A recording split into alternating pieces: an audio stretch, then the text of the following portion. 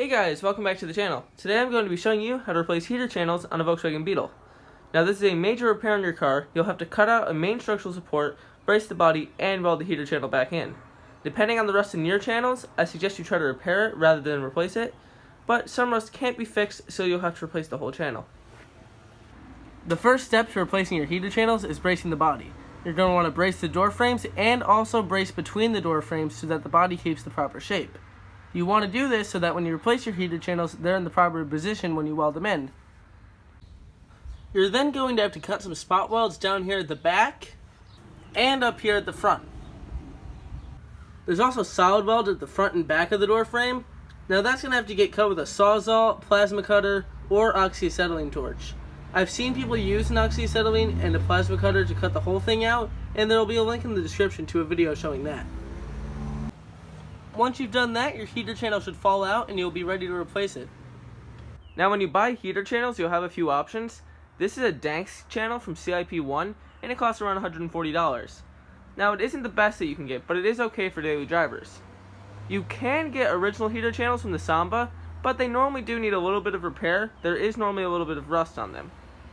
You could also get classic fab channels. They make the highest quality reproduction heater channels that you can get, but they're about $300 each side. So for 2 Danks channels, you can get 1 classic fab channel. Now, the quality is very high on them, but for a daily driver, I really think the Danks channels are a better deal. Because this is an aftermarket piece, there are a few modifications that have to be done.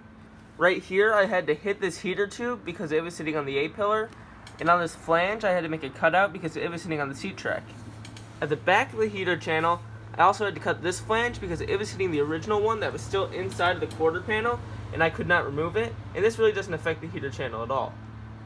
The main problem with these aftermarket heater channels though is this carpet strip. They're welded on backwards, so you have to draw all of these spot welds and flip it around and re-weld it back on. It's really not that hard of a job to do though. Alright, so you can see that I have the heater channel in now. In the back it's fitting really well, and it's also fitting really well up front. You can see I've got this jack right here. That's because these aftermarket floors are really flimsy, so I have to put the heater channel on them and then jack it up so that it fits to the body right. So now I'm going to start welding the heater channel in.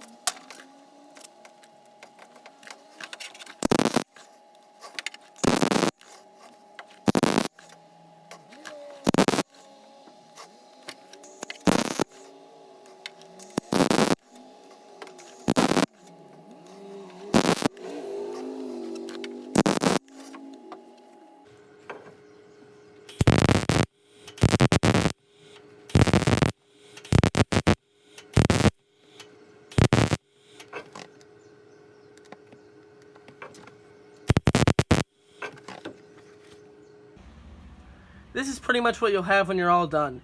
The heater channel's welded in. I've still got to grind down the welds and paint them, but they look pretty good. Up here, you're not going to weld anything. You just put seam sealer there and weld on the outside of the car. Now, if you still have your front firewall in the car, you're going to have to weld around the front of the heater channel, but mine is still out, so I haven't welded up there yet. So that's pretty much the basics of replacing your heater channels. If you have any questions, leave a comment, and as always, there will be links in the description to all the parts and tools I used in this video. So, thanks so much for watching, and I'll see you in the next video.